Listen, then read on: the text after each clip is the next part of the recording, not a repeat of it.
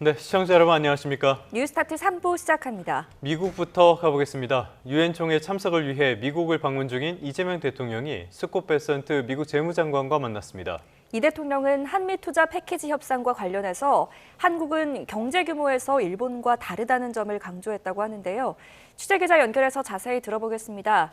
강진원 기자, 이 대통령과 베센트 장관과의 면담 내용 자세하게 전해주시죠.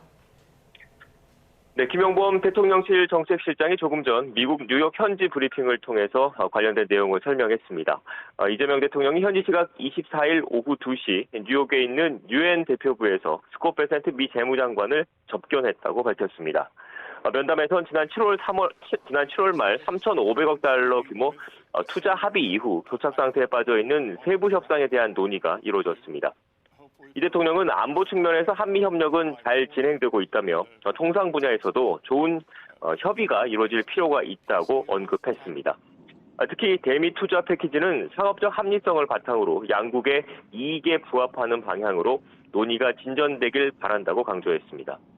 또 미국과 일본이 최근 관세 협상에 합의했지만 한국은 경제 규모 등이 일본과 크게 다르다며 이러한 측면도 고려돼야 한다고 언급한 것으로 전해졌습니다.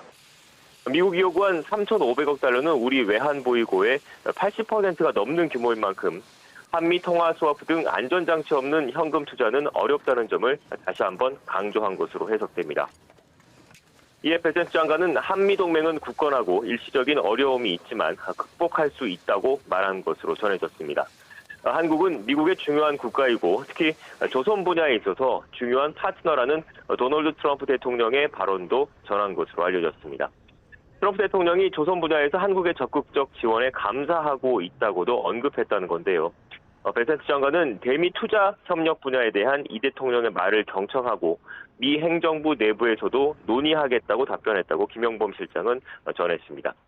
김 실장은 미 측의 외환시장 주무장관에게 직접 한국의 어려움을 상세히 설명한 만큼 앞으로 3,500억 달러 투자 패키지 협상에서 오늘 만남이 중요한 분수령이 될 거라고 내다봤습니다. 그러면서 향후 협상이 긍정적인 방향으로 이어지도록 최선의 노력을 다하겠다고 덧붙였습니다. 지금까지 미국 뉴욕에서 YTN 강준원입니다.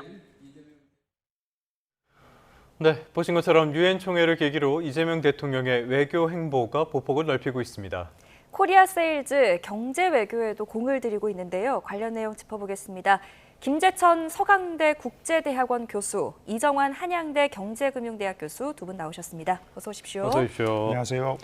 자, 먼저 조금 전에 들어온 소식부터 살펴보도록 할까요? 오늘도 여러 일정들을 소화를 했는데 조금 전에는 이재명 대통령과 스콧 베센트 재무장관이 만났다라는 소식이 전해졌거든요. 네. 지금 후속 협의가 계속 좀 잘 진척이 안 된다 이런 평가가 나오고 있지 않습니까? 이렇게 만난 거에 대해서 어떻게 보십니까? 네, 이 후속 협상이 사실 난항을 겪고 있었는데 일정에 없었죠. 어떻게 보면은 비밀리에 좀 진행이 된 면담이었던 것 같은데 사실 이렇게 지금 좀 그 구도가 돼 있는 것 같아요. 이 스콧 베센트 재무장관은 투자 구조나 뭐 금융 이쪽을 지금 맡고 있고 이 러트닉 상무장관은 뭐 관세라든지 무역 협정 쪽을 맡고 있는데 사실 우리가 지금 난항을 겪고 있는 것이 이 투자 구조에 대한 어떤 그런 해법이 잘 나오지 않고 있기 때문이잖아요. 이제 그런 측면에서 의미가 있는 것 같고 그리고 역할 분담이 있어요. 이 트럼프 대통령도 얘기를 갖다 했는데 이 러트닉은 굉장히 거칠고 좀 싸움닭 같은 말이 조금 앞서는 사람입니다. 성격도 굉장히 급하고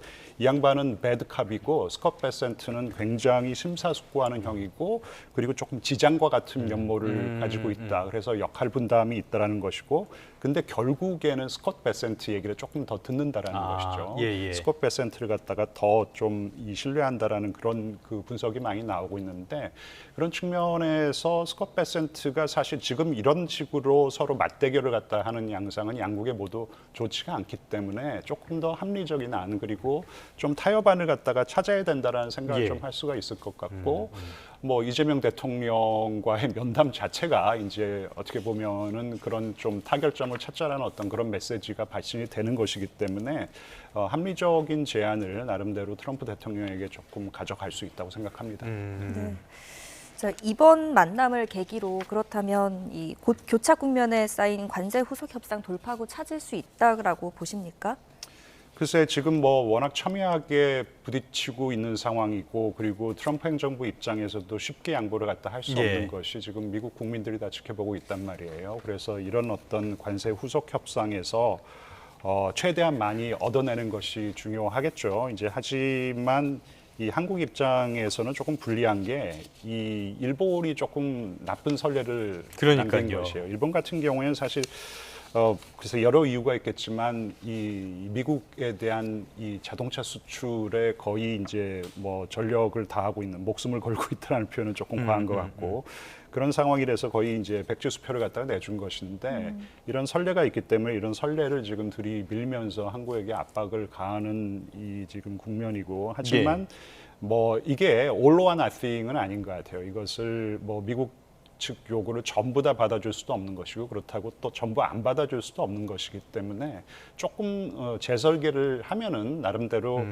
타협안으로 절충을 할 가능성도 있다고 생각합니다. 알겠습니다. 말씀하신 것처럼 지금 우리와 베산트 재무장관 이렇게 회동이 있었고요. 여기에 우리가 관심을 가질 수밖에 없는 것은 역시 우리와의 후속 협상 이런 것들이 잘 진척이 되지 않고 있기 때문이라고 봐야 될 것 같은데 유럽도 자동차 관세 낮췄다고 해요. 일본도 이미 낮췄고 그러면 우리만 굉장히 불리한 상황이 된 것 같아요. 교수님 상황 지금 어떻게 보십니까? 사실 이제 투자 약속한 것들 때문에 이제 문제가 된다라고 말씀드릴 수 있겠고요. 결국은 이제 김 교수님 이야기하신 것처럼 일본은 명확하게 5,500억 달러에 대해서 어떤 방식으로 투자를 하겠다라는 결정을 내렸고 사실 미국 입장에서는 이 모든 일들이 무역 적자에서 시작을 했는데 미국이 무역 적자를 보는 입장에서는 한국이나 일본이나 규모가 비슷하거든요. 규모가 비슷하기 때문에 특별하게 양보를 할 이유가 없다라는 절대적인 논리가 있습니다. 그러니까 이 시작이 경제적인 이슈였고 미국 입장에서 무역 적자가 너무 심하기 때문에 미국의 국부가 일본이나 우리나라 나가고 있다. 그렇다면 규모 차원에서 생각해 보자면 일본이나 우리나라가 비슷한데 일본과 우리나라에 대해서 차별적으로 대할 논리를 만들기가 좀 어려운 이런 상황이기 때문에 사실 우리나라 지금 이재명 대통령님께서 이제 베센트 장관을 만났을 때도 한 이야기 역시 우리나라의 어떤 해외 자산 규모라든지 외환시장의 폭이라든지 기축통화로서의 역할 같은 것들이 좀 부족하기 때문에 일본식으로 적극적으로 직접 투자하는 것은 좀 어렵다라는 이런 뉘앙스를 가지고 메시지를 던진 것이거든요.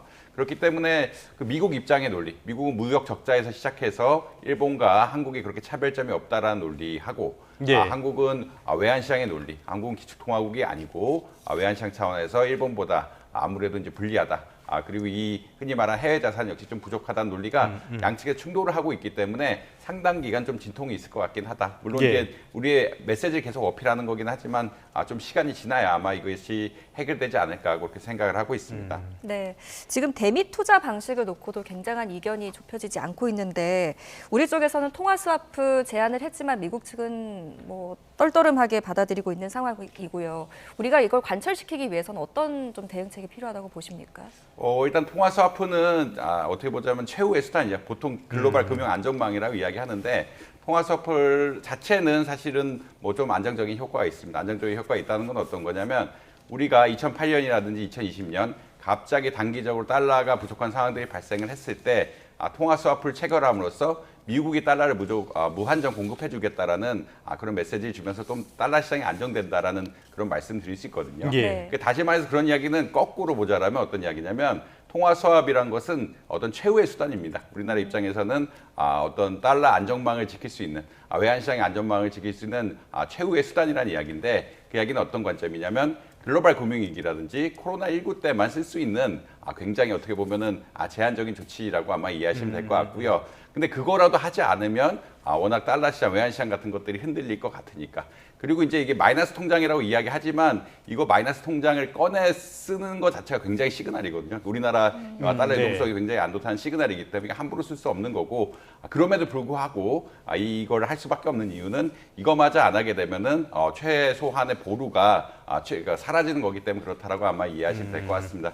결국 달러 스와프는 자체는 어떻게 보자라면 안정만 차원에서 가져가는 거고 우리가 특별하게 이게 달러를 공급해달라는 요청을 국가 단위로 하기가 어렵기 때문에 이 통화 스와프를 최후의 보루로서 만들어 놓는다고 할 수 있는데 이거를 쓴다는 것 자체가 굉장히 시그널이고 그렇다는 이야기는 평상시에 투자 자금을 어떻게 마련할지에 대해서도 굉장히 고민하지 않을 수가 없는 상황들이다. 그러니까 통화 스와프가 다 해결한다라는 믿음은 조금 가지면 안 되고 그렇지만 최후의 보루로서 아마 이해하시는 게 바람직하다. 그래서 정부 입장에서는 최후의 보루라도 가져가야 되는 이런 상황들이다. 이런 말씀 드릴 수 있을 것 같습니다. 뭐 사실 이거는 미국이 받아들이긴 어려운 카드이기 때문에 일종의 협상 카드다라고도 볼 수 있는 부분들이 있는 것 같습니다. 자, 이런 무역 협상 어떻게 진행되는지 계속 관심을 갖고 지켜보도록 하겠고요.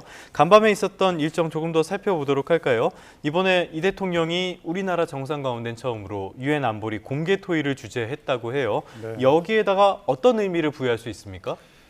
이게 이제 그 유엔 안보리 상임 이사국이 5개 국가가 있지 않습니까? 네. 근데 이제 2년 임기로 비상임 이사국을 10개 국가를 임명합니다.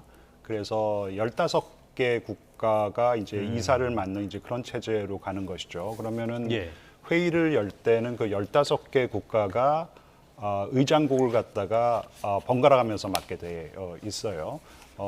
이 한 달간 맡게 되어 있는데 공교롭게도 지금 이 유엔 총회가 열리는 시기에 이제 9월이잖아요. 9월에 한국이 이 의장국을 맡게 된 것이에요. 작년 6월에 의장국을 맡았고 그래서 10여 개월이 지났기 때문에 의장국을 맡게 됐는데 보통은 이 대통령이 가지를 않습니다. 이 유엔 안보리 그 비상임 이사국이 되고 회의를 주관하게 됐었을 때 보통 이제 장관급이 가는 것으로 알고 있는데 이번에 공교롭게도 이제 대통령이 유엔 총회 연설을 하게 되어 있기 때문에 가는 김에 이 안보리 그 의장국의 대표로서 회의를 갖다 주관하는 것인데 그만큼 이제 위상이 높아진 것이고.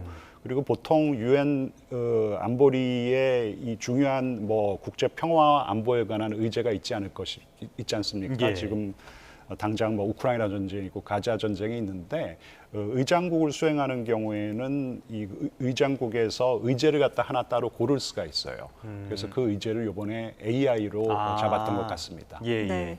AI 이야기를 하셔서요. AI 의제 이야기하면서 AI라는 호랑이를 K-팝 데몬 헌터스의 더피에 비유하기도 했는데 이런 비유법은 어떻게 보셨습니까? 제가 그걸 못 봤어요. 그래가지고 더피라는 캐릭터를 모르고 그러니까 그런 말씀을 하신 게 아닌가 싶은데 AI라는 것은 이 인류가 거스를 수 없는 대세이다. 하지만 많은 기회 요인을 제공하고 있는 것과 마찬가지로 엄청난 위기 요인도 도사리고 있다라는 것이죠. 이제 그 안보 분야에서는 이 AI가 통제를 하는 어떤 그런 무인 무기 시스템에 관한 논의가 굉장히 많이 나옵니다. 그럴 경우에 인류의 미래는 어떻게 되는 것인가. 그리고 이제는 이 핵무기 통제 그리고 핵무기의 사용이라든지 사용해야 할 순간 어느 정도 사용할 것인지 등등에 대해서 AI에게 이제 통제를 맡기자 이제 이런 논의까지 나오고 있는 상황이에요. 근데 인간의 판단이 배제가 된 어떤 이런 무인 무기 체계의 어떤 위험성 정말 엄청난 위험이 도사리고 있는데 위기가.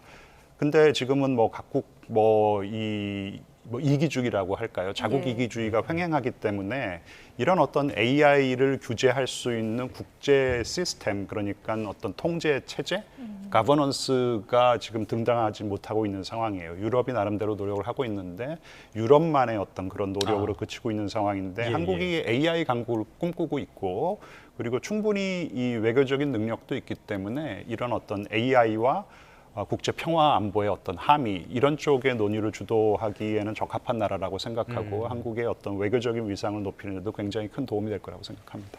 알겠습니다. 인공지능이 이제 유엔 총회에서도 하나의 화두로 떠오르는 이런 상황. 뭐 시장은 물론이고요. 국제적으로도 관심을 많이 받고 있는데 우리나라도 이재명 대통령 취임 이후 인공지능에 대한 이야기를 굉장히 많이 하고 있단 말이에요. 지금 우리나라 인공지능 산업의 지금의 경쟁력 그리고 앞으로의 전망 어떻게 보십니까?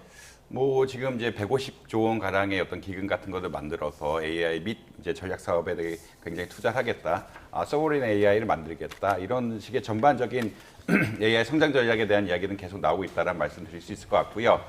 근데 이제 이 자금들이 적절하게, 그러니까 이 자금들이 굉장히 큰 것 같지만 해외의 자금들 역시 만만치 않거든요. 오픈 AI가 뭐 10만 개의 GPU를 사서 뭐 아랍에미리트에 건설한다든지 예. 중국 역시 AI 발전을 위해서 중동 자본과 손을 잡았다는 이야기들이 있거든요. 결국은 미국은 자체 AI 개발을 위해서 자체 어떤 벤처 캐피탈이라든지 어떤 그 금융 자본들을 적극적으로 이용하고 있고 중국은 이제 중동 자본과 같이 해서 AI 개발에 좀 적극적으로 나서겠다는 입장이기 때문에 그러한 거대한 국가들 역시 총력전에 나서고 있다. 결국은 우리가 3대 AI 강국을 목표로 하는 것은 미국, 중국, 그 다음에 우리가 AI 강국이 되면서 산업 경쟁력을 확보하겠다라는 그런 이야기를 하고 있는데 그런 관점에서 보자 그러면 3위가 유의미한 3위가 되기 위해서는 예. 자금 조달이라든지 산업 개발에 굉장히 많은 노력이 필요하다라는 말씀 드릴 수 있을 것 같고요. 그리고 최근에 논의가 되지 않는 부분이 하나가 있는데 이제 교육 관련 부분입니다. 그러니까 교육 관련이라는 건 어떤 거냐면 우리나라의 AI 산업 전략이 어떤 거기 때문에 어떤 인력들이 필요하고 어떤 인력이 필요하면은 교육 시스템 자체를 어떻게 바꿔야 된다. 이게 전반적으로 AI라는 것이 사람이 하는 일이고 휴먼 캐피탈이 중요한 것이기 때문에 이 휴먼 캐피탈에 대한 내용이 좀 지속적으로 나와야 되는데 그 부분이 약간 부족한 측면들이 있다는 말씀드릴 수 있겠고요. 결국은 3대 강국이 되고 3대 강국 중에 유의미한 3대 강국이 되려고 하면은 자금 조달, 인적 자본 형성, 그리고 그것을 기반으로 한 뭐 기업 혁신까지 포괄적인 관점이 조금 더 강조될 필요가 있다. 이런 말씀 드릴 수 있을 것 같습니다. 네, 조금 더 보완이 필요해 보이고요. 계속해서 그 이재명 대통령의 유엔 기조연설 좀 살펴보겠습니다. 이른바 END 구상을 내놨는데 교수님께서는 어떻게 들으셨습니까? 한국의 역대 정부가 이 발족을 하면은 대북 정책에 대한 구상을 발표합니다. 제가 판단하기에는 엔드라는 이 대북 정책 구상은 역대 정부의 관여 정책과 뭐 좀 일맥상통한다고 생각을 합니다. 한국의 역대 정부는 뭐 이 진보 보수 따질 것 없이 이 정도의 차이겠지만 관여 정책을 구사했다고 생각을 하거든요. 그래서 지금 E는 이 exchange, 그러니까 교류를 하자라는 것이죠. 그 단계를 지나서 N은 normalization, 그러니까 관계 정상화를 하자라는 것이고, 예. D는 이 마지막 단계 denuclearization, 이 비핵화를 하자라는 것인데 이제 순차적으로 가자라는 것이고, 뭐 구상은 좋은 것 같은데 단지 하나는 북한이 과연 호응을 하겠냐라는 것이죠. 예. 북한은 사실 교류 단계에서부터 반대를 할 가능성이 높을 것 같아요. 지금 북한의 적대적인 두 국가론이라는 것이 한국과 교류를 하면은 그 교류가 무슨 경제 교류든 아니면 문화 교류든 간에 한국의 문물이 이 북한으로 들어오는 것이고 그렇다면은 북한 주민들이 동요를 할 것이고 네. 그럴 경우에는 그런 것들이 결국은 이 정권의 불안정을 초래할 요인으로 작용을 하기 때문에 그 단계부터 막자라는 것이기 때문에 예. 뭐 교류라면은 현금성의 지원, 경제 지원은 뭐 북한이 이 반대할 이유는 없겠죠. 그렇기 때문에 뭐 이런 어떤 단계적인 아이디어 그리고 북한에게 계속해가지고 조금 좋은 어떤 이 메시지를 보내는 것은 유화적인 메시지를 보내는 것은 굉장히 중요한데 이제 관건은 얼마나 북한이 호응을 하겠느냐. 근데 그 예. 부분에 있어서는 조금 더 지켜봐야 된다고 생각합니다. 일단 북한 쪽에서 나오는 메시지는 이 연설 전이었습니다만 우리에게 그렇게 좋은 메시지는 아닌 것 같고요. 네네. 또 일각에서는 이게 자칫 북핵을 용인하게 될 가능성도 있다. 이런 위험성도 내포한 게 아니냐 이런 평가도 나오거든요. 여기에 대해서 교수님은 어떻게 보십니까? 일단 지금 북한과의 어느 정도 의미 있는 대화를 촉진시키기 위해서 좀 비핵화 담론을 굉장히 뒤로 조금 밀어놓은 예. 부분이 있는 것이죠. 그래서 사실 이 비핵화에 관한 담론은 이재명 대통령이 이 유엔 총회를 가시기 전에 이재명 정부에서 뽑았던 조금 슬로건이라고 해야 될까요? 표제어는 동결 그리고 축소 그리고 비핵화였습니다. 예. 그러니까 동결부터 하자라는 것인데 근데 사실 동결이라는 것도 엄격한 의미에서는 그러니까 저쪽 비핵화 이 그쪽에서 쓰는 언어로서의 이 동결이라는 것은 굉장히 엄격합니다. 그러니까 모든 핵 프로그램과 핵을 은닉해 놓은 어떤 장소를 갖다가 다 리포트, 네. 보고를 해야 되는 것이고 아. 그리고 그러한 장소들 프로그램을 갖다가 정말로 동결을 했는지 검증을 받아야 되는 것이에요. 예. 그렇다면 상당히 문턱이 높은 거기 때문에 어느 순간서부터 이 동결이 아니고 중단이라는 표현을 쓰기 시작했습니다. 대통령도 이번에 유엔 총회 연설에서 중단 먼저 얘기를 했어요. 중단 축소 비핵화라고 얘기를 했는데 중단이라는 것은 나름대로 쉽죠. 왜냐하면 지금 도발을 중단하는 것이 될 수도 있는 것이고 지금 핵 프로그램 가동하는 것들을 그냥 중단하는 것이 될 수가 있는 것이에요. 거기에 대한 뭐 보고라든지 검증의 의미가 반드시 따르는 것도 아니고 사실 2018년 북미 대화가 이런 식으로 이제 좀 촉발이 됐거든요. 북한이 본인들의 어떤 도발과 그리고 이제 핵 미사일 프로그램의 모라토리엄을 선언을 했던 것이에요. 그래서 그런 방법으로 조금 돌아가 보자라는 것 같아요. 그러니까 문턱을 갖다 굉장히 낮춰준 것이죠, 사실. 네, 예, 예. 동결이 아니라 지금 중단이라고 얘기를 한 것은 문턱을 굉장히 낮춰준 것이기 때문에 이 정도면 이제 좀 한번 들어와 이제 이런 것인데, 근데 이제 북한의 전략적인 어떤 입지라는 것이 너무 강화가 됐어요. 요즘 뭐 신냉전 예, 예, 얘기를 예. 많이 하잖아요. 진영화의 구도에 있어서 나름대로 미국이 그렇게 필요하지도 않고 중국과 러시아가 지금 뒤를 봐주고 있기 때문에 지금 제가 보기에는 북한은 저 꼭대기 위에 올라가 가지고 지금 협상을 하고 싶어 합니다. 그러니까 비핵화의 뭐 비읍자만 나오더라도 핵과 관련된 어떤 얘기가 나와도 이 대화에 나올 용의가 없기 때문에 지금은 좋은 아이디어를 내는 것이 일단은 중요하고, 하지만 일단 북한과의 대화를 위한 대화를 하기 위해서 비핵화이라는 얘기를 갖다가 아예 꺼내지도 못하면은 실질적으로 북한의 이 핵보유국임을 좀 국제사회에서 인정해 주는 것이 되고, 이제 그런 상황이 정말로 오래 지속된다면은 북한은 핵보유 국가로 인정을 받는 것이고 그렇게 행동할 가능성이 높아지는 것이죠. 네. 지금 북한이 원하는 것 중에 또 하나는 대북 제재 해제하는 거잖아요. 근데 이게 현실적으로 좀 쉽지 않은 문제 아닙니까? 아무래도 이제 러시아 우크라이나의 전쟁까지 어떻게 보면 북한이 도와주다 보니까 이런 제재를 어떻게 해제하기는 쉽지 않은 이런 상황들이다라고 말씀드릴 수 있을 것 같고요. 근데 이제 미국 아까 뭐 김 교수님이 계속 강조하신 내용이 사실 북한 입장에서는 이번 러우 전쟁 참전을 통해서 러시아가 사실 혈맹과 같은 관계가 됐기 때문에, 혈맹과 같은 관계가 됐다는 이야기는 향후 경제적 지원에 있어서도 영수증을 굉장히 요구할 가능성이 높기 때문에 북한의 입지들이 굉장히 좋아졌다라는 이야기는 한 이야기가 나올 수밖에 없다. 이런 상황들이 됐다라는 일단 말씀드릴 수 있을 것 같고요. 또 중국과 미국 간의 갈등이 이제 경제 갈등, 이게 안보 갈등으로 발전되다 보니까 중국 입장에서도 북한을 도와주지 않으면 안 될 상황들이 자꾸 조성이 되고 있거든요. 그런 이런 관점들이 굉장히 중요하다. 그러니까 북한 입장에서는 당연히 경제 제재를 풀어달라고 요구하는 게 당연한데, 시급성 차원에서는 예전보다 떨어졌다. 왜냐하면 북한의 중요성이 중국과 미국 간의 어떤 경제 관계, 북한과 러시아 간의 어떤 혈맹 관계에 있어서 위치가 좋아졌기 때문에 이것을 당연히 해결하는 게 좋지만 뭐 안 받아도 이게 지금 상관없다는 수준까지는 거기 간 것이 아니냐. 왜냐하면 지원받을 것들이 너무 많기 때문에 이런 북한 입장에서는 그렇게 나쁘지 않은 이런 상황들이다. 물론 제재를 풀어달라는 게 당연한 순서긴 한데 지금 뭐 국제정세적 상황상 그리고 북한이 가진 어떤 중요성상 북한이 그렇게 나쁜 상황은 아닌 것 같다라는 뭐 평가를 내릴 수 있을 것 같습니다. 알겠습니다. 저희가 지금 화면으로 보여드리고 있는데요. 북중러 정상이 중국 전승절 열병식의 한 자리에 선 모습 화면으로 확인할 수가 있는데, 자, 여러 가지 이게 두 분 말씀을 종합해 보면은 결국엔 북한에 여러 가지 좀 여유가 생겼다, 이런 측면으로 볼 수가 있을 것 같아요. 트럼프는 만나자고 하고, 그런데 김정은은 지금 비핵화를 아예 전제하지 않는다면 만날 수 있다. 이거는 안 만나겠다는 얘기로 봐야 되는 겁니까?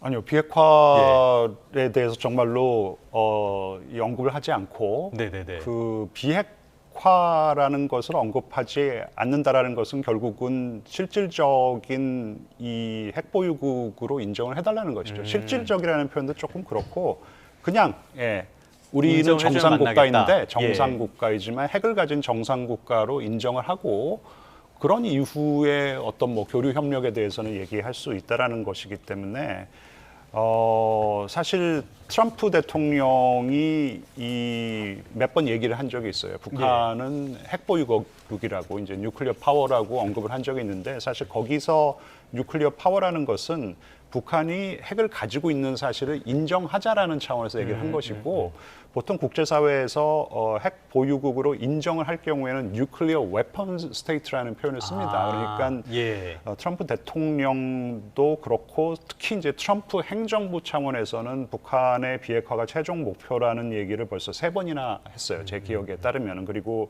유엔 총회를 앞두고 한미일 이 외교장관이 회동을 하고 예. 공동선언문이 나왔는데 거기에 이제 북한의 비핵화를 이 최종 목표로 한다라는 것을 굉장히 강력한 언어를 동원해가지고 이렇게 이 명시를 해놨습니다. 이제 그런 상황에서 트럼프 행정부, 트럼프 대통령도 이번에 유엔 총회에서 북한에 대한 얘기를 갖다 전혀 하지 않은 것은 지금 북한의 비핵화라는 것이 트럼프 행정부의 당면 목표인데도 네. 지금 거기에 대한 어떤 언급을 전혀 하지 않고 김정은이 요구하는 대로 북미 정상회담을 재개하기에는 조금 정치적인 부담이 있는 것이죠. 네. 그럼 일단 조만간에는 북미 대화가 이루어질 가능성은 이제 크지 않다 이렇게 보시는 거죠? 그러니까 일단 북한 김정은 같은 경우에는 비핵화의 빗자루 꺼내지 마라. 네. 하지만 트럼프 행정부의 공식적인 입장은 트럼프 대통령이 뭘 생각하는지는 잘은 모르겠어요. 하지만 네네. 트럼프 행정부의 공식적인 입장은 여러 번 확인이 됐는데 비핵화라는 것이 공식적인 목표다. 네네네. 이제 이런 거거든요. 그래서 이 간극을 어떻게 좁힐 수가 있는지가 북미 대화가 조만간 재개가 될지 아닐지를 좀 가늠하는 데 있어서 관건으로 작용할 것 같습니다. 네. 자, 계속해서 다음 달 에이펙 이야기도 좀 해보겠습니다. 이번 유엔 총회부터 다음 달 있을 에이펙까지 한반도 정세에 굉장히 중요한 이 분수령이 될 만한 외교 골든타임이라는 이야기가 나오고 있는데 미중 정상이 모두 참석할 예정입니다. 이번 에이펙 정상회의 의미를 좀 짚어주신다면요. 네, 지금 뭐 이 유엔 총회를 시작으로 사실 어떻게 보면은 한국의 이 다자 외교의 어떤 시절이 열렸다라고 말씀드릴 수가 있을 것 같아요. 유엔 총회 같은 경우에는 190여 개국의 이 정상 대표들이 참여하는 정말 다자 외교의 꽃이라고 할 수 있고, 예.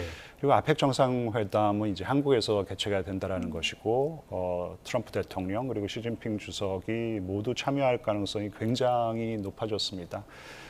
양 정상이 어떻게 보면 이제 한 7년 만에 처음 만나는 것이고, 그리고 미중 갈등이 지금 약간 조금 뭔가 이 좀 호전되는 그런 국면이란 말이에요. 네. 그러니까 이 틱톡 같은 경우에는 미국의 요구를 중국이 좀 들어주고, 하지만 이 미국의 기술 통제, 특히 이제 반도체에 대한 기술 통제는 미국이 조금 좀 느슨하게 가져가려는 어떤 그런 모양새를 보이고, 그리고 이제 대만 문제에 대해서도 미국이 조금 양보하는 모양새를 갖다 보였어요. 이제 이런 상황에서 실질적으로 양국이 이 관세 협상의 유예가 이제 11월 10일까지 지금 유예가 네. 되어 있는 것으로 알고 있는데, 그 이전에 뭔가 큰 타협안을 이 아펙, 이 경주 아펙 그 정상회담을 계기로 양 정상이 만나가지고 뭔가 조금 나름대로 타협점을 찾을 수 있을 것 같은데, 한국은 지금 가교 역할을 주장하고 있죠. 이재명 정부가 한국이 가교 역할을 하겠다고 하는데, 실질적으로 제가 뭐 생각하기에 뭐 이 양 정상을 한국이 좀 앉혀놓고 뭔가 네. 이렇게 해라 저렇게 해라 이렇게 훈수를 둘 수 있는 입장은 아니고, 물리적으로 어떤 장소를 제공한다라는 거, 이제 그게 가교 역할이라면은 그거는 가교 역할을 하는 것이지만, 실질적인 어떤 가교 역할을 정말 하려면은 한국이 뭔가 이 지금 굉장히 어렵지 않습니까? 예. 지금 뭐 전쟁은 이 끝날 기미가 보이지 않고, 그리고 이 아까도 말씀드렸지만 이 자국 이기주의 때문에 이 국제 질서가 그러니까요. 굉장히 어려움을 갖다 겪고 있는데, 어떻게 하면 이런 것들을 갖다 좀 극복해 나갈 수 있는지, 그러니까 AI에 대한 어떤 가버넌스도 참 좋은 얘기라고 생각을 갖다 하는데, 그렇다면은 이재명 정부가 나름대로 한국의 어떤 비전을 갖다 조금 제시를 해야 된다고 생각합니다. 동북아에서의 어떤 새로운 질서, 아시아에 있어서 새로운 질서, 뭐 국제 질서에 대한 비전을 갖다가 제시할 때 뭔가 미국, 중국뿐만 아니라 다른 국가들도 호응할 수 있는 어떤 그런 좀 가교 역할, 예. 이런 거를 할 수 있을 거라고 생각합니다. 굉장히 지난한 과제지만 나름대로 비전을 갖다 만들어서 국제사회의 호응을 받는 것이 진정한 가교 역할이라고 생각합니다. 알겠습니다. 이번 에이펙 정상회의에서 미중 정상이 만날지 안 만날지, 만나서 뭐 유의미한 이야기를 할 것인지 안 할 것인지 이런 거에 관심을 갖는 거는 일단 우리에게 미치는 경제적인 여파가 워낙 크기 때문이라고 볼 수가 있겠는데요. 일단은 어느 정도 앞두고 교수님도 말씀해 주신 것처럼 중국이나 미국이나 약간씩 유화적인 메시지가 나오긴 하는 것 같아요. 트럼프 압박에 결국에 중국이 개발도상국 이 특혜를 포기하겠다 이렇게 밝혔다는 소식도 있는데 여기는 어떤 의미가 있는 겁니까? 일단 최근 중국 경제 지표들을 보면은 상반기는 좋았습니다. 예측보다 경제 성장률 같은 것들이 좀 높게 나오면서 상반기는 좋았는데 이제 8월 지표들을 보니까 예측보다 떨어지는 이런 상황들이 발생을 하고 있거든요. 그렇다는 얘기는 관세 효과라든지 미중 경제 갈등에 따라서 수출 같은 것들이 좀 어려워지고 AI 성장이라는 동력 같은 것들이 찾고 있긴 하지만 흔히 말하는 과투자 문제, 그러니까 다른 산업들에 대한 과잉 투자 문제들이 계속 나오면서 좀 수익성이 떨어지는 것이 아니냐라는 입장이 계속 나오고 있습니다. 그렇다는 이야기는 하반기에 이제 상반기보다 안 좋을 것 같고 이런 추세가 혹시나 관세 협상이 타결되지 않는다라고 하면은 지속될 가능성이 굉장히 많기 때문에 중국 측 입장에서도 좀 어떻게 보면 관세를 정리할 필요가 있다라는 말씀드릴 수 있겠고요. 그리고 최근 이제 중국의 전략이 어떤 거냐면 AI 산업들은 육성을 하지만 나머지 산업 분야에 대해서는 구조조정하겠다. 그렇기 때문에 성장률을 어느 정도 제어를 하겠다라는 그런 입장으로 계속 나오고 있는데 그것이 전제가 되려고 하면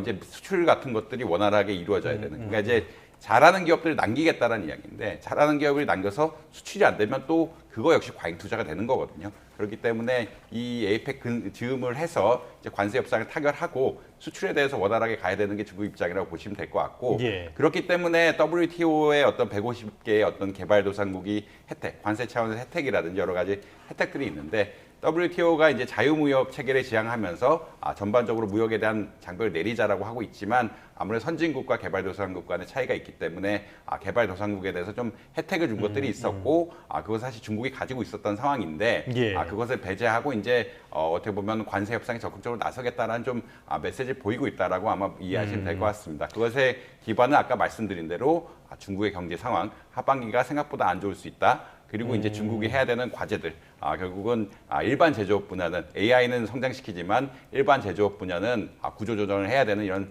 상황들이 맞물려 있다라는 이런 말씀 드릴 수 있을 것 같습니다. 알겠습니다. 그렇다면 교수님께서 보시기에는 미국과 중국 양쪽이 조만간 유의미한 진전을 발표할 가능성 어떻게 보십니까?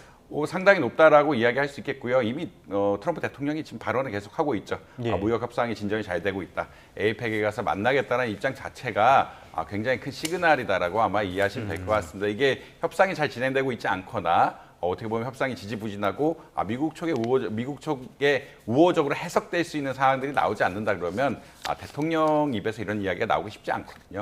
어느 나라 대통령 입장에서 마찬가지고 이런 것 자체가 협상 자체가 좀 원활하게 가고 있는 이런 상황이 되고 있다. 이런 것에 대한 시사점이다. 그리고 이것이 미국의 이해관계랑 중국의 이해관계가 다 맞는 상황이다. 이런 것들을 지적하고 싶습니다. 네, 알겠습니다. 오늘 여기까지 듣겠습니다. 김재천 서강대 국제대학원 교수, 이정환 한양대 경제금융대학 교수 함께했습니다. 잘 들었습니다. 고맙습니다. 감사합니다.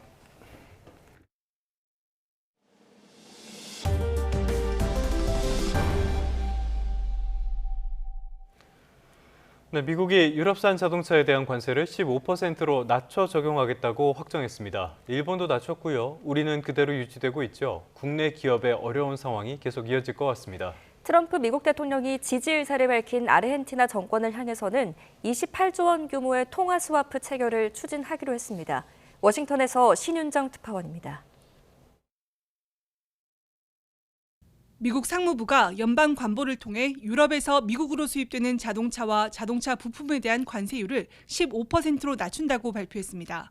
지난 7월 말 미국과 EU 정상이 맺은 무역 합의 후속 조치입니다. 이에 따라 유럽산 자동차 관세율은 27.5%에서 15%로 낮아지며 8월 1일자로 소급 적용됩니다. 일본에 이어 유럽산 자동차까지 관세가 15%로 인하되면서 아직 25%를 적용받는 한국산 차는 가격 경쟁력에서 더 불리해질 전망입니다.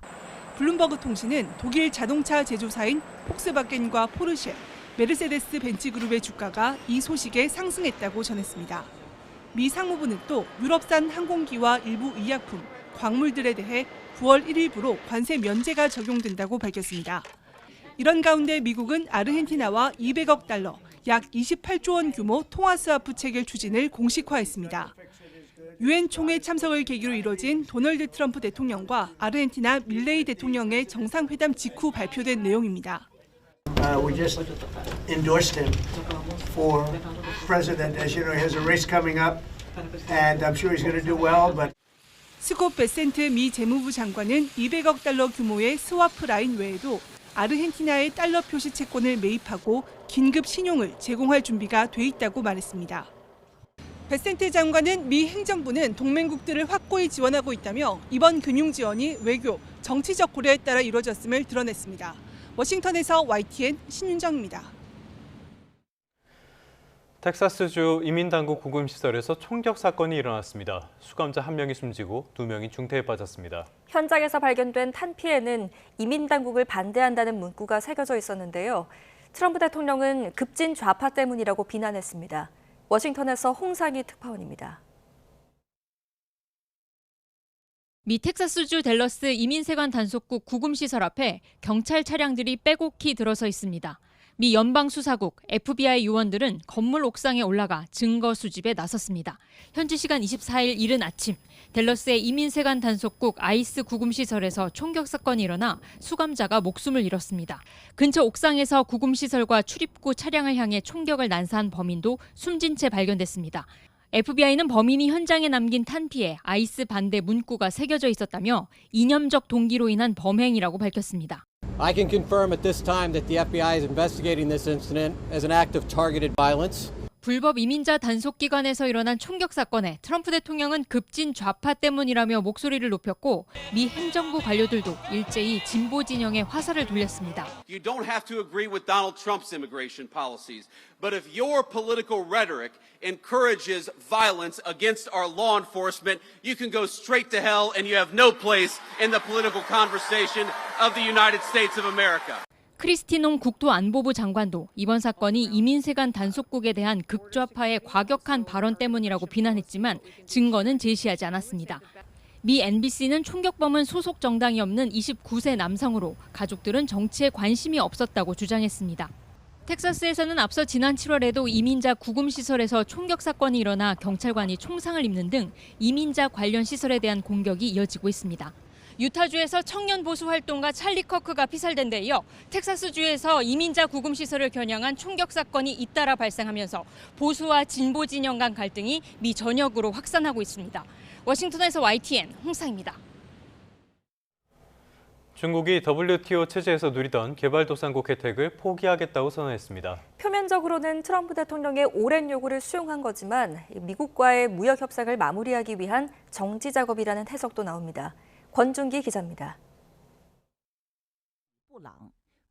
중국이 개발도상국 특별대우를 포기하겠다는 선언은 유엔 본부에서 열린 세계개발구상 고위급 회의에서 나왔습니다. 리창 총리는 보조금과 관세 등에서 각종 혜택을 적용받는 개도국 특혜를 더 이상 추구하지 않겠다고 밝혔습니다. 为推进共同发展发挥了重要的引领作用。 중국은 이번 결정의 배경으로 미국의 관세 전쟁을 지목했습니다. 다자 무역 체제를 지지하는 중국이 대국으로서의 책임감을 보이겠다는 겁니다. 트럼프 미국 대통령의 압박도 영향을 미친 것으로 보입니다. 트럼프는 집권 1기 때부터 세계 2위 경제 대국이 개도국 특별 대우를 받는 건 반칙이라고 지적해왔습니다.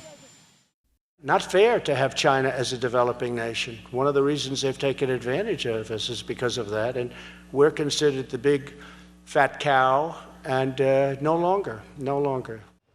중국의 이번 선언이 미국과의 협상을 염두에 둔 것이란 분석도 나옵니다. 미국과 좀 더 대등한 위치에서 협상을 벌여 실익을 놓치지 않기 위한 포석이라는 겁니다. 중국은 다만 혜택을 포기하면서도 개도국 지위는 유지하겠다고 강조했습니다. 세계 개도국의 좌장 역할을 계속하며 세계 무역 질서를 위협하는 미국에 맞서겠다는 의지로 풀이됩니다. YTN 권준기입니다. 네, 이번엔 국내 소식 살펴보겠습니다. 더불어민주당 강경파 위주로 추진되던 조희대 대법원장 청문회, 지금까지 지도부는 거리를 두는 분위기가 있었는데요.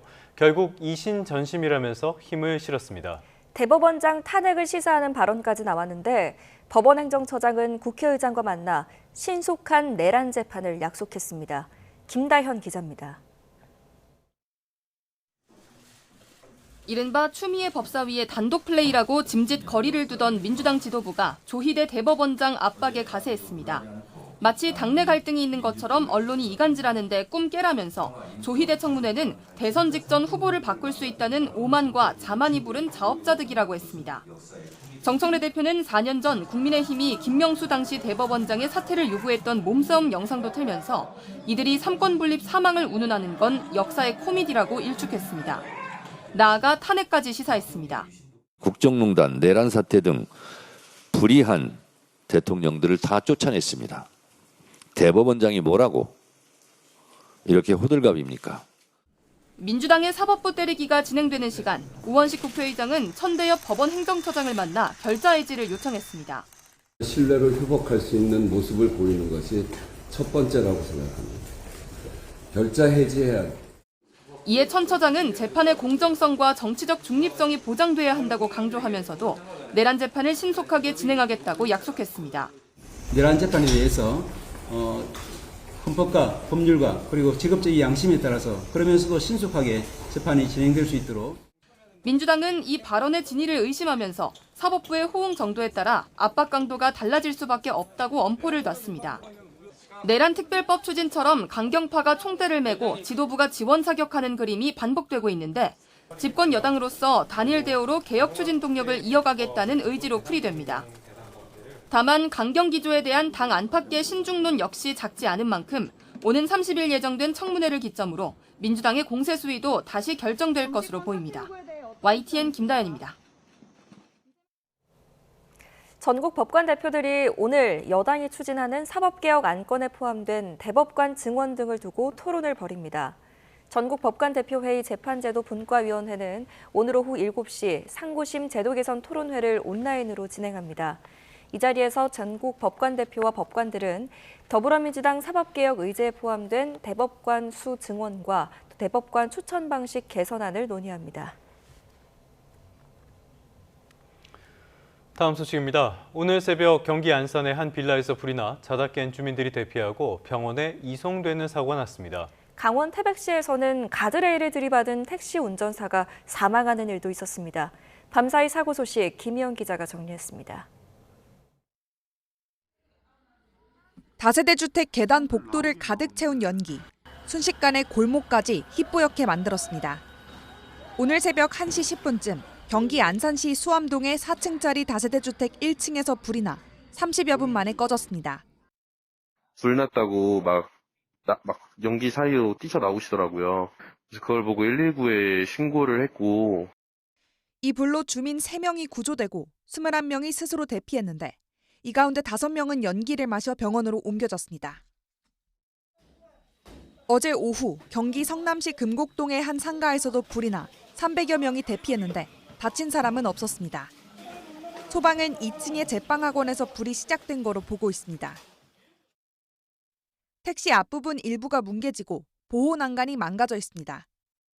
오늘 새벽 강원 태백시 문곡동 국도를 달리던 택시 한 대가 가드레일을 들이받아 60대 운전자가 숨졌습니다.